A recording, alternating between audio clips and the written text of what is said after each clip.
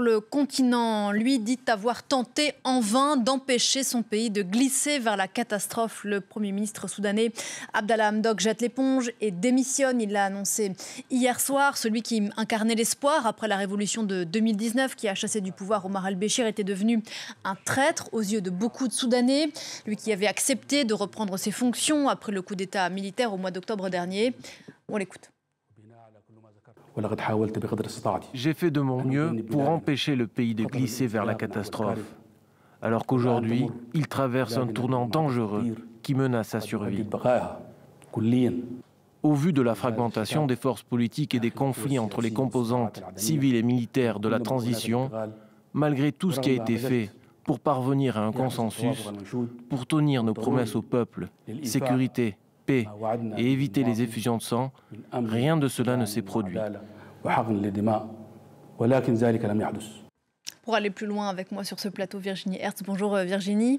Abdallah Hamdok, Virginie, était le dernier élément civil de ce pouvoir soudanais. Est-ce que sa démission, son départ, signifie à présent que l'armée soudanaise a carte blanche ? Oui, absolument, elle a carte blanche, mais de facto, elle avait déjà le pouvoir depuis octobre dernier, depuis ce coup d'État. Abdallah Hamdok avait été évincé à ce moment-là, était revenu au pouvoir pour tenter de garantir le partage du pouvoir entre d'un côté les civils et les militaires de l'autre, mais en vain, donc il a démissionné. Et en fait, c'est ça tout l'enjeu de cette révolution soudanaise, le partage du pouvoir entre civils et militaires ou l'éviction des militaires du pouvoir. Alors, les manifestants, vous vous rappelez, avait réussi à obtenir le départ de Omar el-Béchir, c'était en avril 2019, mais l'armée sur laquelle reposait son régime est restée au poste clé. Une armée qui d'ailleurs a un rôle clé dans le fonctionnement du pays depuis 1956, depuis l'indépendance du Soudan. Et elle tient à maintenir son rôle prioritaire.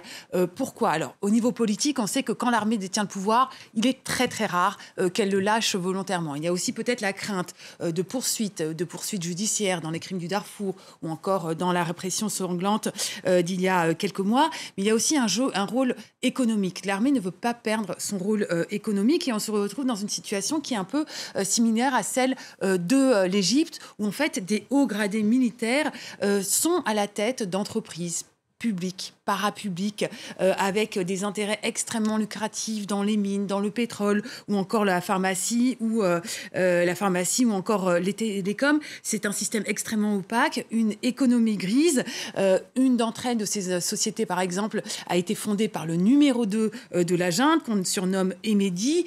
C'est dans l'exploitation d'or qui s'est diversifiée aujourd'hui. Aujourd'hui, c'est son frère qui est à la tête de cette entreprise. Et voilà, ce système a été mis en place. Personne ne veut, enfin, parmi les officiers, personne ne veut le lâcher. Et justement, dans cette transition démocratique, les civils ont essayé de pousser pour que les militaires lâchent les rênes de ce pouvoir économique. Évidemment, les officiers ont refusé. Alors, et ce, malgré les menaces de sanctions économiques des Occidentaux, comme les Américains ou encore les Européens, qui disaient « on soutient le pays, on va financer votre pays à condition que vous acceptiez cette transition démocratique », mais en même temps, les militaires ont le soutien notamment de l'Égypte, des Émirats arabes unis ou encore de la Chine, qui ne sont pas particulièrement démocrates, qui ne voient pas cette transition démocrate particulièrement d'un bon œil, mais surtout qui ont des relations commerciales déjà établies de longue date avec ces militaires et qui n'ont pas particulièrement envie que ça change. Des civils, Virginie, que vous évoquiez à l'instant,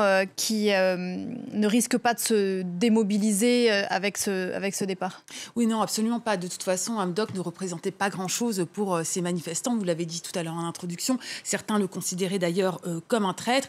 Pour les manifestants, l'objectif, c'est la fin d'un système. Ils ne veulent ni partenariat, ni négociation avec l'armée. Ils ont en fait le sentiment d'une révolution confisqués dans le sang. Ils veulent continuer à se battre en mémoire des martyrs. Alors les martyrs, il faut rappeler que depuis le coup d'État d'octobre dernier, 56 personnes ont été tuées, des centaines ont été blessées, mais il y a aussi, depuis la chute d'Omar el-Béchir et les répressions à ce moment-là, 250 civils qui avaient été abattus. Et au nom de ces martyrs, ou de ceux qui sont appelés des martyrs, ils veulent poursuivre le combat.